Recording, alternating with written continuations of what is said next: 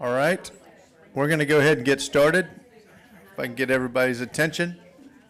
It is 12:15. I'd like to call the meeting of the SHAC to order for the February 25th, 2026 meeting. I call this meeting to order the Northeast Independent School District Health Advisory Council to order. Let the record show that a quorum of SHAC members is present. This meeting is in compliance with Section 28.004 of the Texas Education Code and applicable board policy. Today's council meeting will address only the topics on the agenda. No other topics will be discussed during the meeting. SHAC meetings are open to the public. Guests wishing to address the SHAC may do so by emailing the SHAC committee at shac@neisd.net. Any persons that cause disruption during the meeting will be asked to leave. Thank you for your consideration. Please remember, health-related issues can sometimes generate passionate discussions with very different viewpoints. Remain calm and respectful throughout the process. Listen carefully with an open mind to identify critical facts and statistics that should be considered in decision-making rather than over-relying on opinions and emotions. Keep NEISD student health as your top priority to help discussions stay on track. Okay, a couple of housekeeping items. First of all, welcome to everyone that has made it, as well as our guests. If you will please remember to sign in. If you're a member here in the back, please sign in into the conference room. This will help us with the attendance. And then if you are a member, and when we have any type of discussions, if you'll please be patient so we can get the microphone, and that way you can be heard since this is being recorded. We also have guests by the door. If you'll sign in if you haven't already, that would be great. I am going to go a little bit out of order, just in the essence of time and to try to be mindful of some of our guests' schedules that they have. So the first item on the agenda is the superintendent's message. Mr. Anthony Jarrett, the interim superintendent of our schools. Mr. Jarrett, if you'll please step up to the podium, and welcome and congratulations on your appointment. We look forward to hearing from you.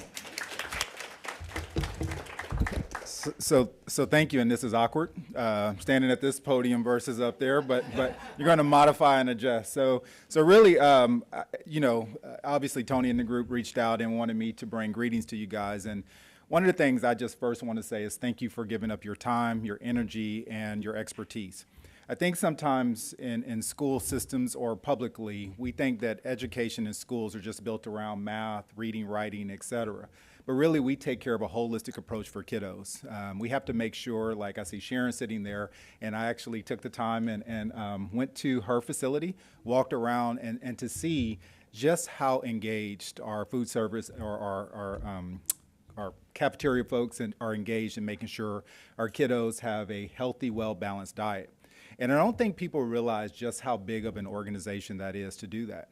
But it takes a lot of people who have to take on intentional work to make sure that kids are getting the right nutrients, the right foods, because also you're adjusting kiddos' palates. By allowing kids to access the right resources, it actually builds them up for a lifetime of healthy living.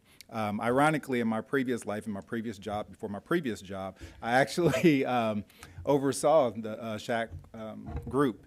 And I would go to those meetings and I would sit there and listen, and you don't really realize just how committed our community is to making sure our kids have a healthy life outside of school.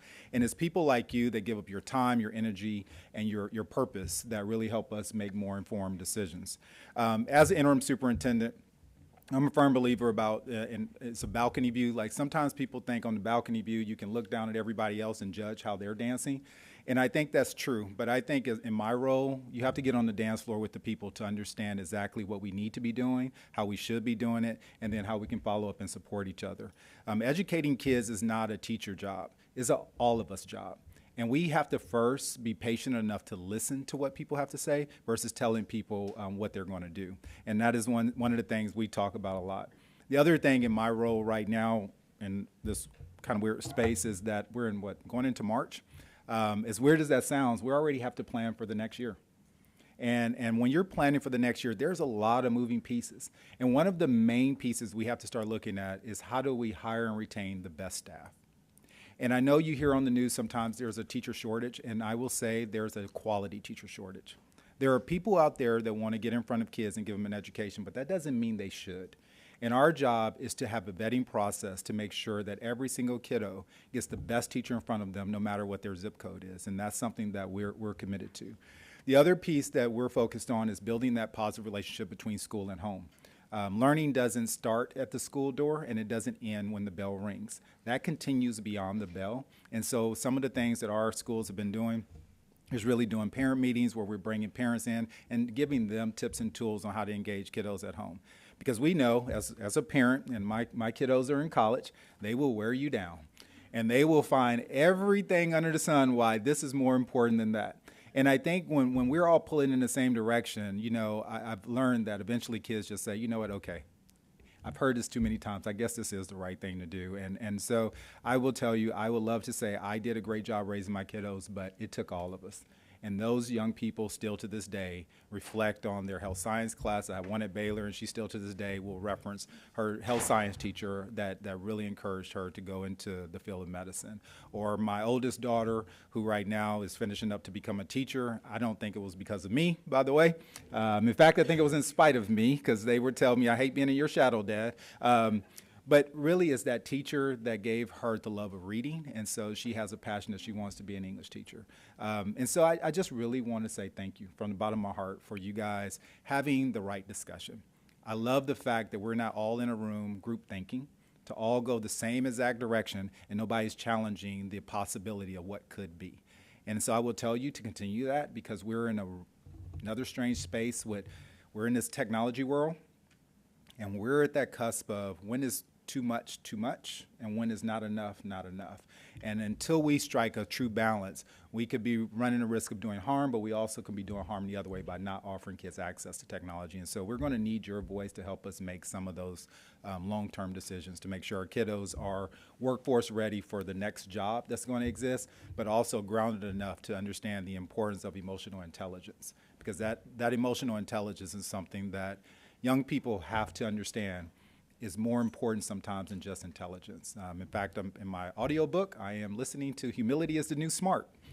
And if you haven't read it, heard it, I know I used to oversee the curriculum instruction office, so Rose was with me, and they did a book study on it. But one of the things that stood out to me is that humility is always challenged when people have ego and fear.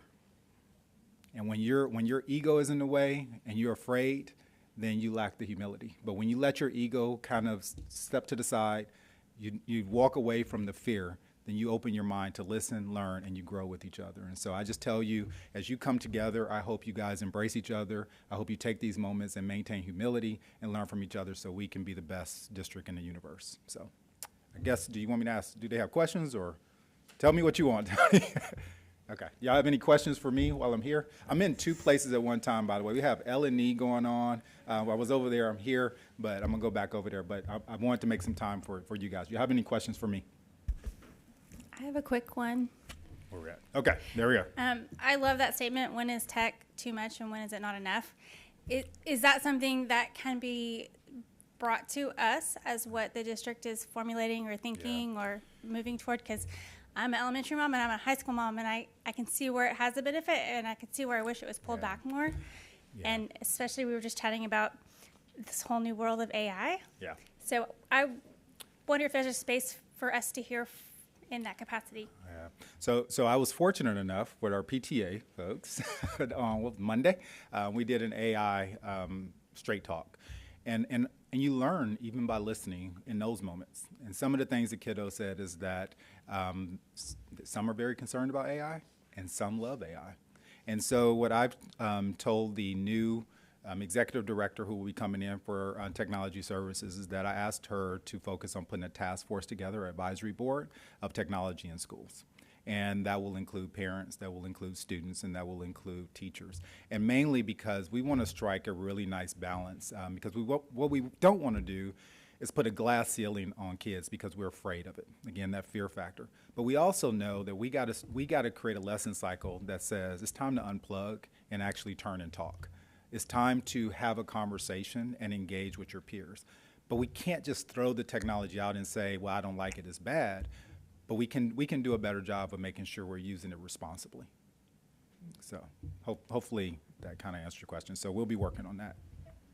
Great. Thank you so much, Mr. Jarrett. I really appreciate your time. I know you're got another engagement, but thank you so much for everything. All right. Thank you, guys. Appreciate it.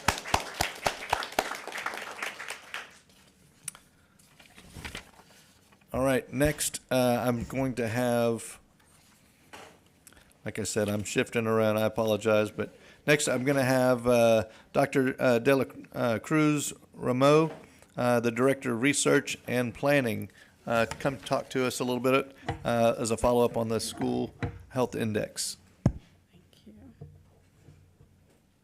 Hello, everyone. My name is Jocelyn Dela Cruz Ramo, and I am the Director of Research and Planning. Can you hear me okay? Perfect.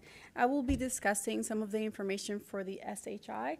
So for those of you who are not aware, Research and Planning is actually in charge of multiple facets for our district. We support district initiatives, primarily anything that is reviewing or streamlining processes. We do analytics to conduct and evaluate practice, and we also do research, and SHI is one of those research. So I'm going to be discussing what it was, how it was put together, and what the data looks like. So SHI is actually developed by the CDC. A lot of times we do research that is developed in-house. So we work with the stakeholders and address any of their inquiries and develop a research tool that's going to help them understand their population. In this case, this one was developed by the CDC.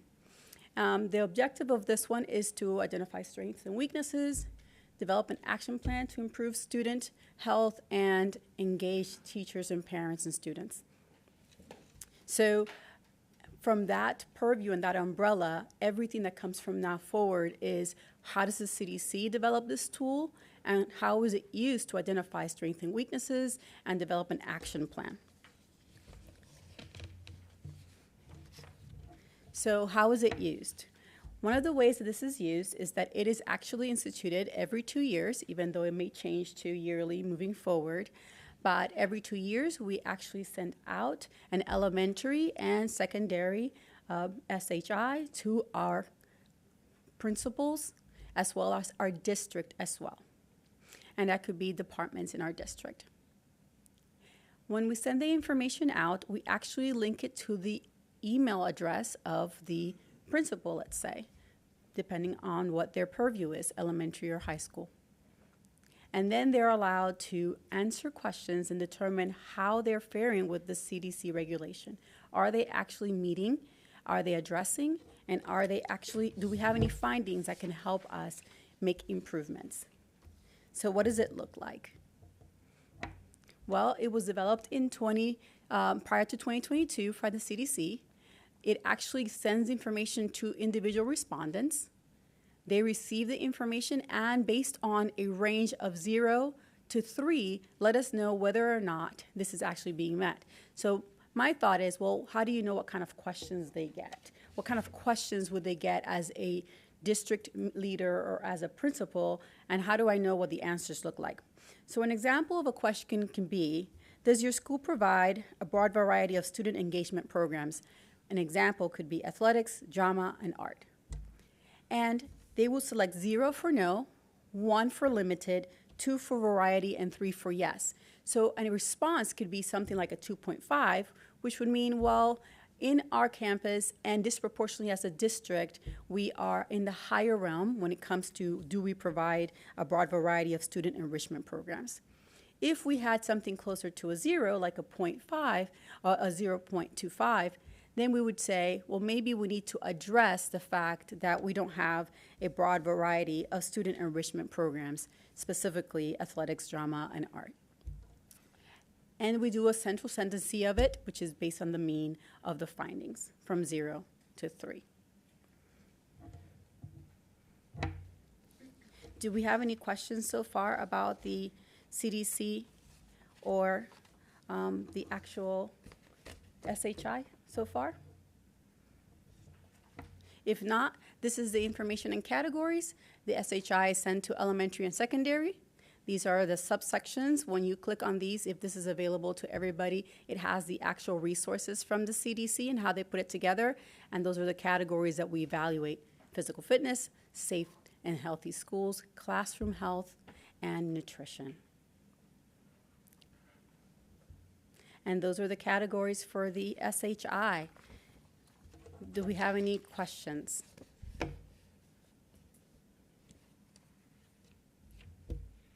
Okay, if there are no questions, that actually concludes my information for today. Great. Thank you so much for coming up and giving us a brief update on that. Absolutely. Thank you so much for your time.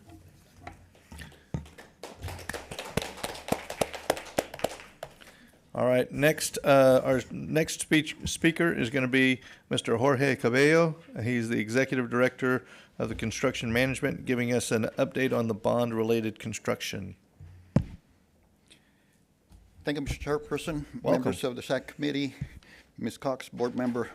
I'm Jorge Cabello. I'm the Executive Director of Construction Management and Engineering for the school district, and it's my pleasure to bring before you updates on our construction bond program, on our 2025 bond program. As you recall, the board issued a bond package. The voters took a vote in November, and since then we have made tremendous progress. And that's what I'm here for. I would like to bring you up to speed on where we're at and what our vision is.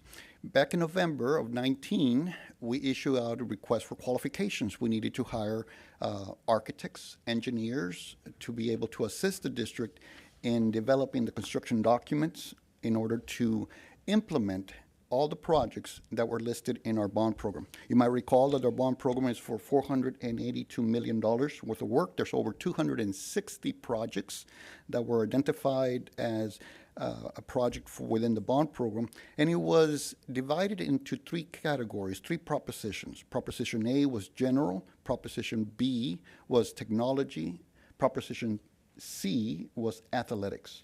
Every single project, over 260 projects, are important for the school district. And in order to implement that, we needed to have a board of consultants that will help us implement the projects. So we advertised for the local community, we interviewed, evaluated them, and we brought to the board this past Monday a recommendation to hire a team of architects and engineers and design consultants to do that. What were the qualifications that the consultants needed to have? They needed to have a local presence. They needed to be individuals that are part of the community, and they had at least been here in the community for the past 2 years. They needed to have a local commitment that they're going to be with us for at least the next 6 years. And that is the life cycle of our bond program. Our 2025 bond program is a 5-year program, and I added a 6-year, which is the warranty period. A typical construction project has 12 months that the general contractor is responsible to ensure that the project has been constructed as per plans and specs. So they needed to have a commitment that they will be here for the next 6 years. They need to have professional registrations. They need to be registered with the state of Texas as architects or engineers. They needed to have, very important, experience in the K-12 market. They need to understand how school facilities function. And the last was to have professional liability. So those were the 5 criteria that we selected, evaluated each of the committee members. The committee who did the evaluations consisted of a board of trustee member, 2 community members, 4 staff members from executive staff, directors, and these individuals, 7 individuals, reviewed each of the over 70 responses. We were very pleased with the response that we received from the local community of architects and engineers. We evaluated every single one up to 60 points was the first phase of the evaluation based on performance experience. And then some engineers and architects were moved on to the interview phase, which was phase 2, which there was another 40 points that was used to evaluate. So the prime architects and engineers were evaluated for an 100-point system. We conducted 30 interviews, 14 architectural firms, 9 mechanical, electrical, and plumbing engineering firms, and 7 civil engineering firms were conducted.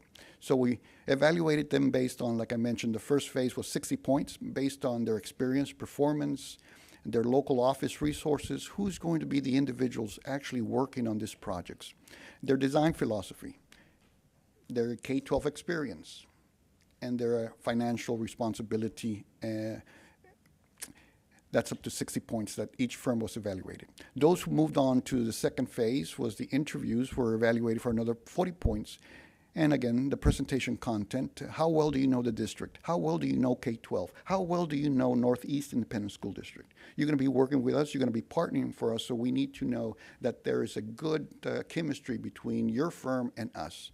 So there was 15 points that went into that, as well as their response to questions. We gave them questions like a typical interview session, and they were evaluated to 40 points.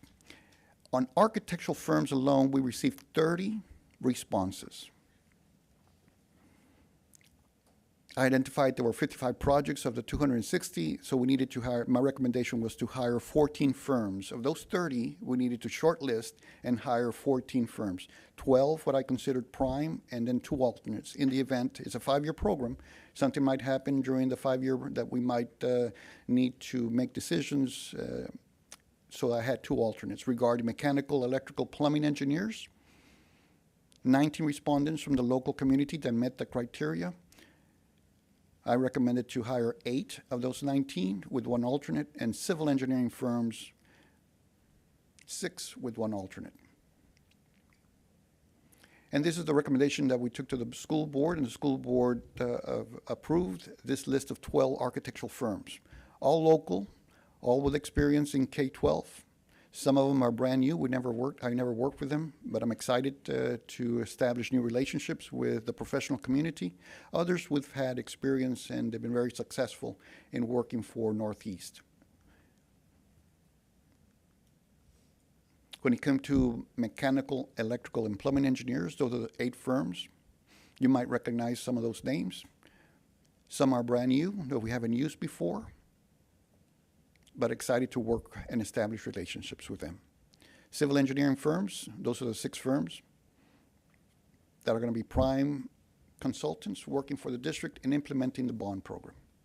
And I also created a pool of support design consultants. I'm talking people who are code consultants, building envelope consultants, additional civil engineering, geotechnical, land surveyors. These are consultants that we need in order to put together a team of consultants to design a project for the school district. Now, I've mentioned every single project. We have over 260 projects in the bond program, which I shortlisted down to 94 because I group projects together depending on the scope of the project.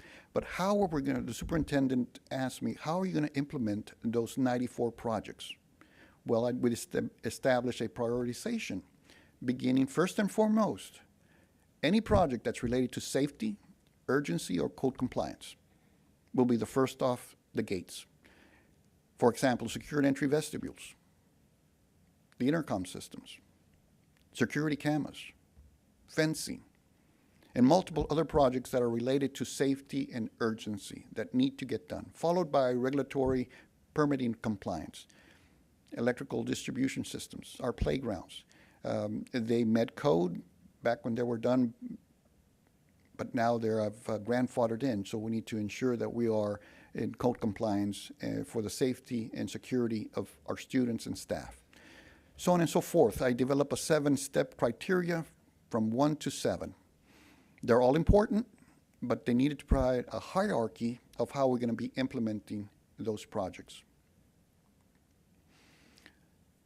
Board policy requires procurement methods. How are we going to advertise and hire consultants?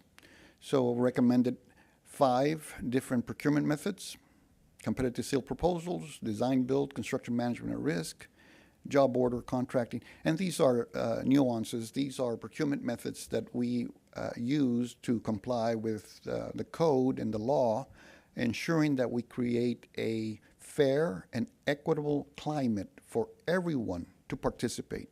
Every single firm that is either a general contractor or a specialty contractor, we have to provide a means for them to give us their proposals. Also developed, the superintendent asked me to develop an implementation schedule. So we created, this is a 30,000 view of every single project. Our 94 projects are listed there from start to finish.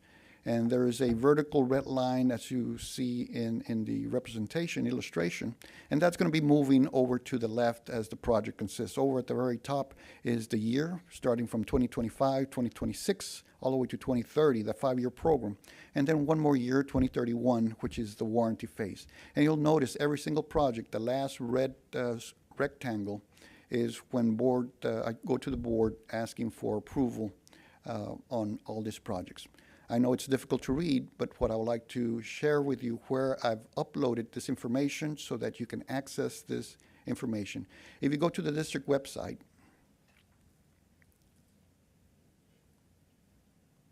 can you hit the enter button? Oops. Just go back. Let me go back and hit play. Yeah. Put the cursor on the ribbon, there it is, and hit the right arrow.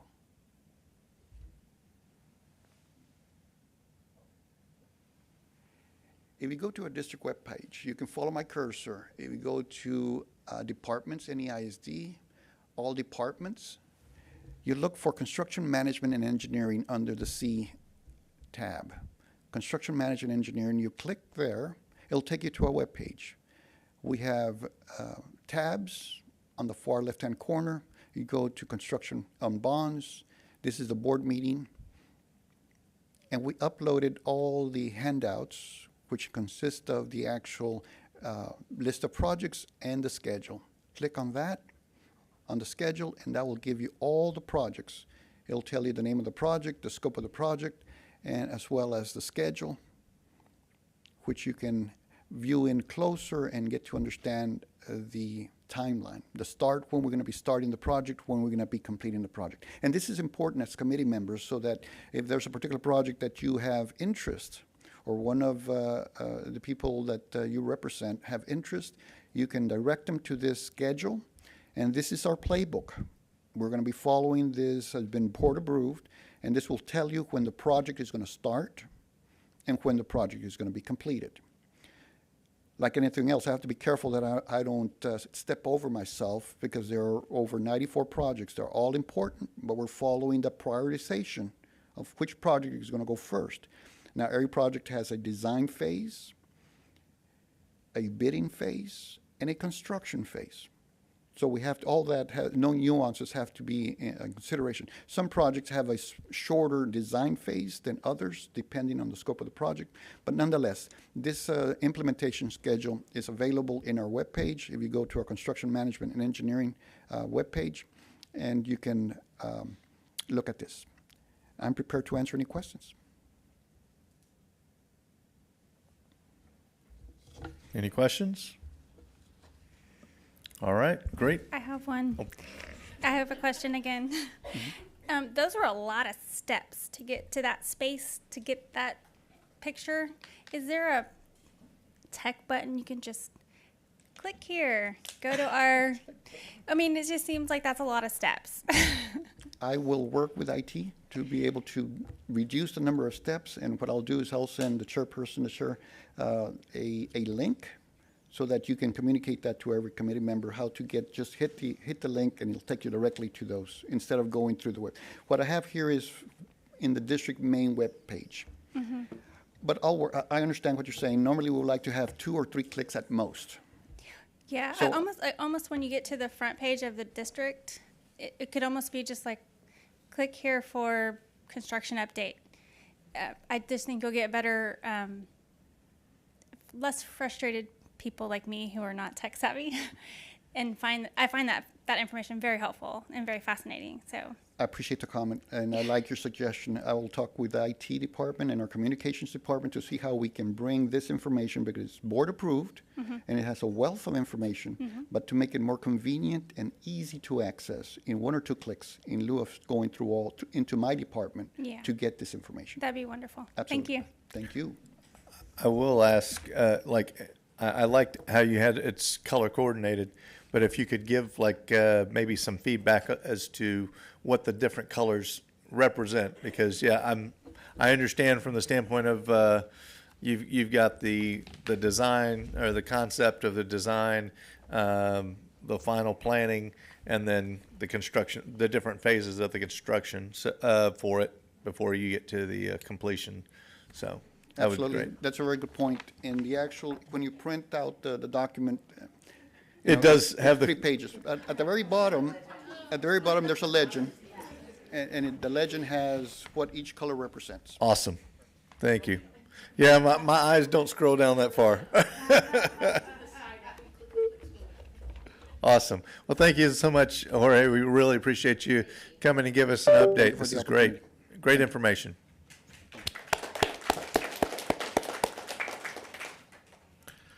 All right, next on the agenda is Ms. Garcia, the Director of Counseling and Guidance Services. If you'll please come on up and give us an update to Hello. some of the questions. Yes, hello again. I was asked to come back and give you an update on to the Quaver usage that our counselors are using. So we have 58 campuses that have access to Quaver Ready, and it's all of our elementary and middle school campuses. So 11 of those campuses were on the lower usage or non-existent usage in some cases, as y'all saw last month. So we went back and talked to the campuses to find out what they were using in place of that. And there were a few of them, I would say 2 out of those 11 that had some technical difficulties. They did use Quaver, but they ended up having to put it into a presentation of their own because their link to Quaver wasn't working. They've since solved those issues, but for those 2 lessons in the fall, that was the issue there. We have 2 campuses that also use Character Strong versus Quaver.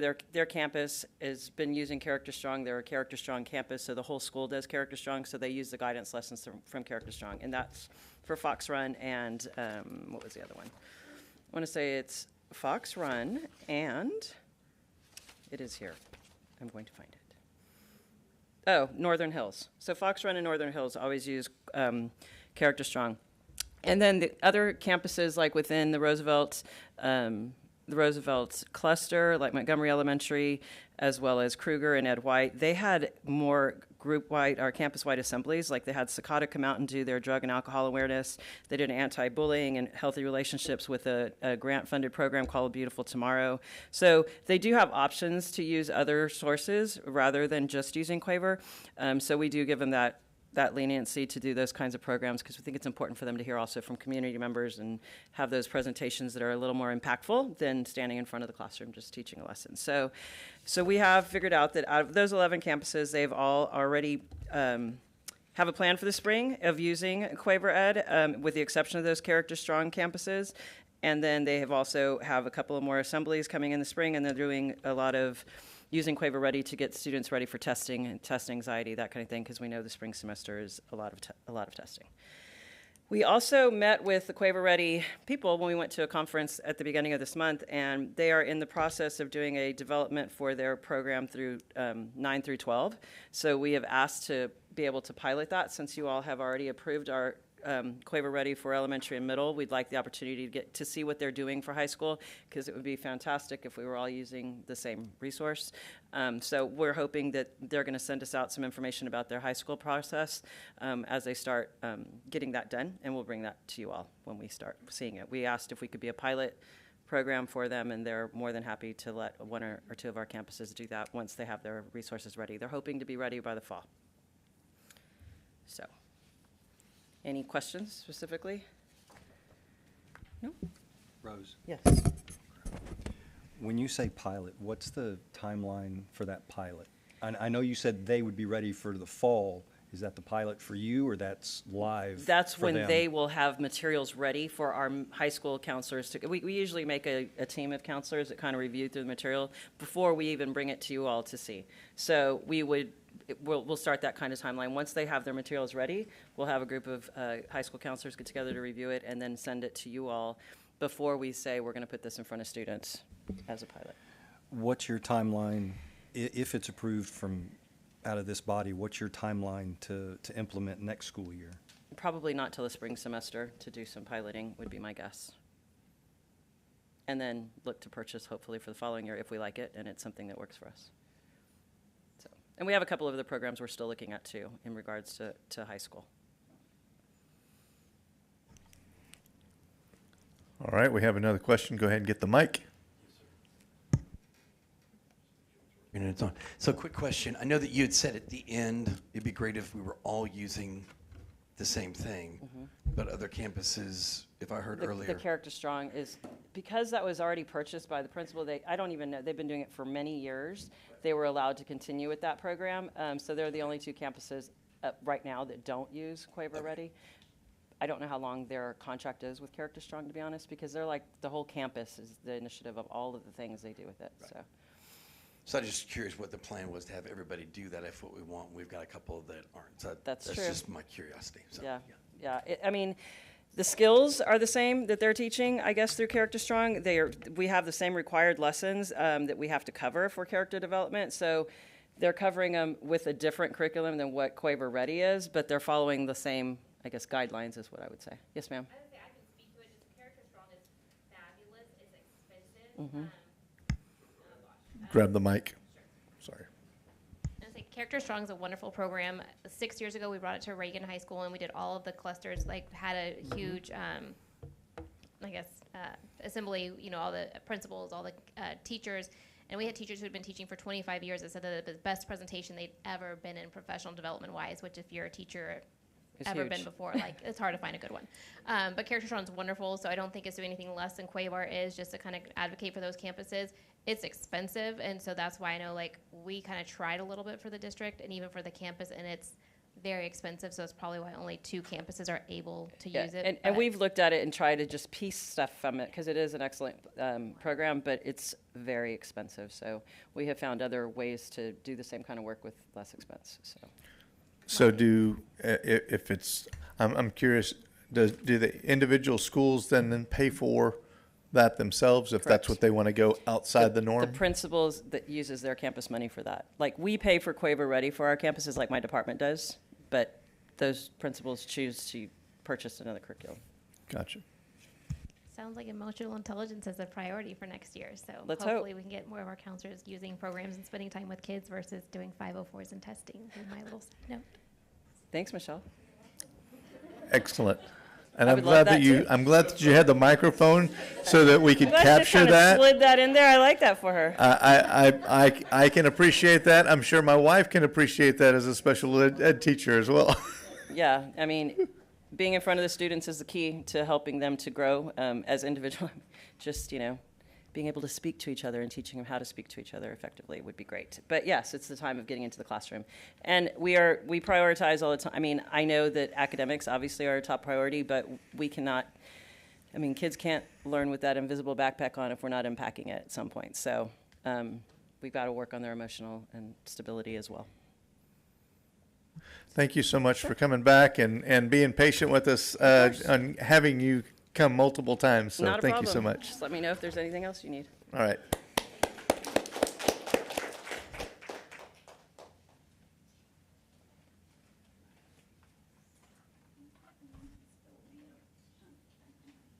Now I'm going to backtrack a little bit here.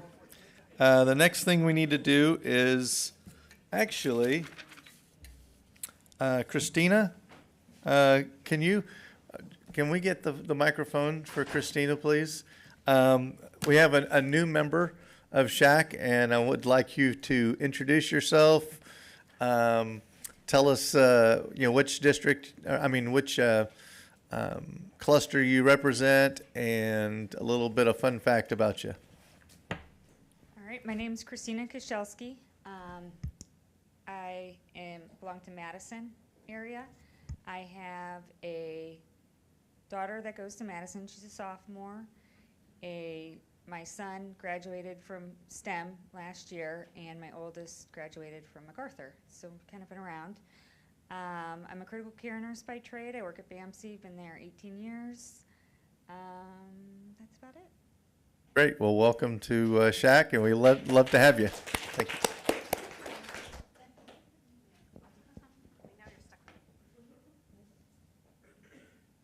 All right. Next, we need to review the January 21st, 2026 minutes.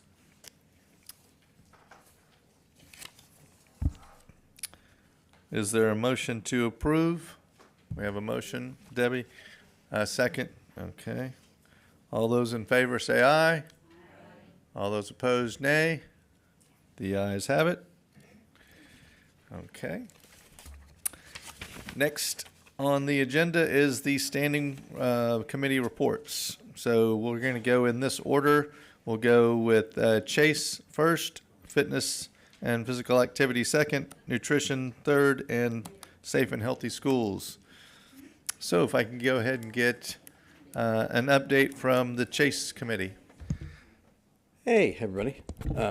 Sean Metcalf, part of the Chase. Our top two amazing leaders could not be here today. So anyway, so it got left to me. So this will be your shortest update on the planet. All right, so, but what we identified as we began, which was really great for Rose to come in and kind of make her presentation about Quaver and how we're using it across our campus. A couple of things that we're looking at is how is exactly that issue, like how are we using Quaver at the campuses, especially at the elementary level. So we are working on that, and we've given our wonderful committee members homework to do this month, so that'll be great.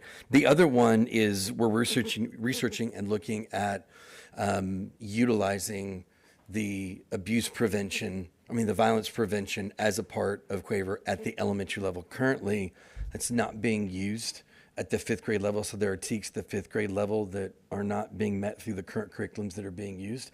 So we're going to be looking at that and looking at the resolution to see if we're still within that time frame to be able to adopt that and bring that in so that that's getting used. It's not there aren't TEKs for the fourth grade. There are TEKs for the fifth grade, and currently looking at everything, those aren't being met. I'm looking at you to make sure I'm not lying. Okay, great, perfect. So those are the two big things that we're working on through our committee. Excellent, thank you.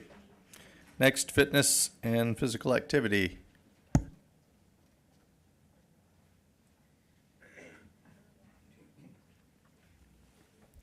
Hello. I'm going to use this microphone before.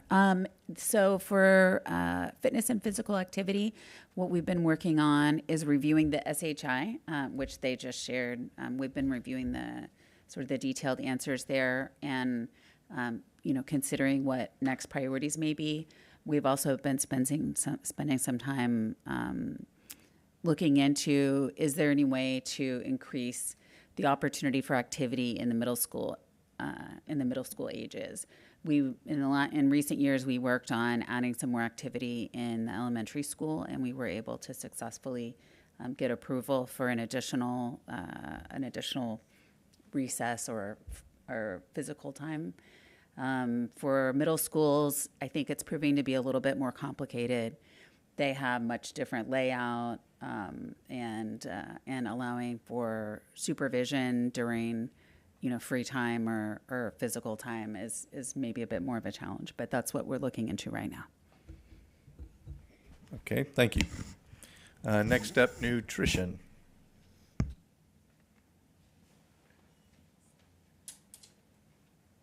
Okay, I'm Kat Lodge. I'm chair of the Nutrition Committee.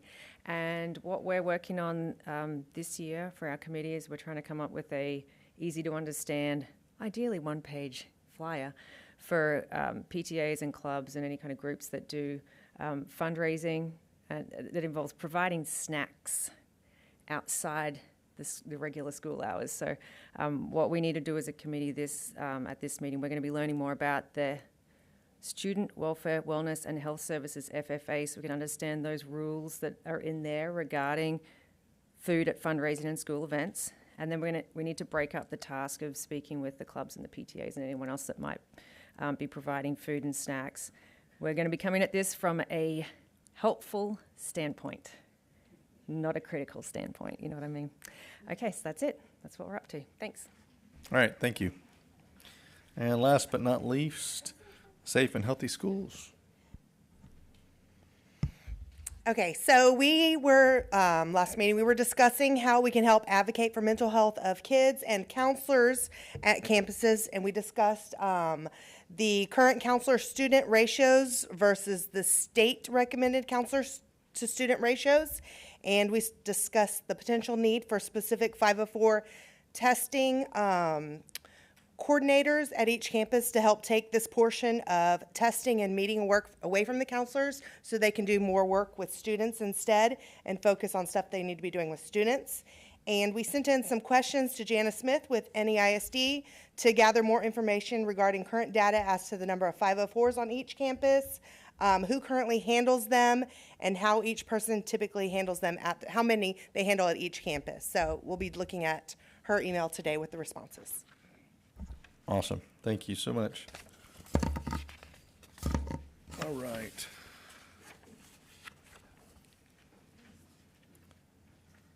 Okay. The next item is the standing committee work. So as we've talked about, we are going to make sure that we have time for standing work committees. One of the things we mentioned in the email is we need to start putting together a review of the bylaws. And if you haven't already done that, we need you to do that and compile that information with your chair of the different standing committees. So then we can compile the information, any potential changes that need to be done. And then we will put that on the agenda for one of the future SHAC meetings so that we can then vote on if we need changes.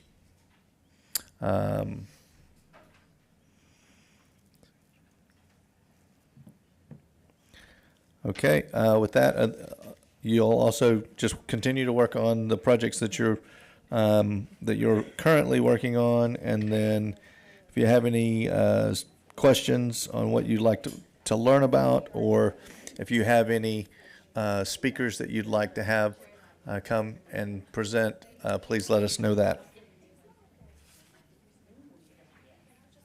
And with that, it's 1:02. We're going to adjourn the SHAC meeting, and you'll have another 15 to 20 minutes for your standing committees. Thank you.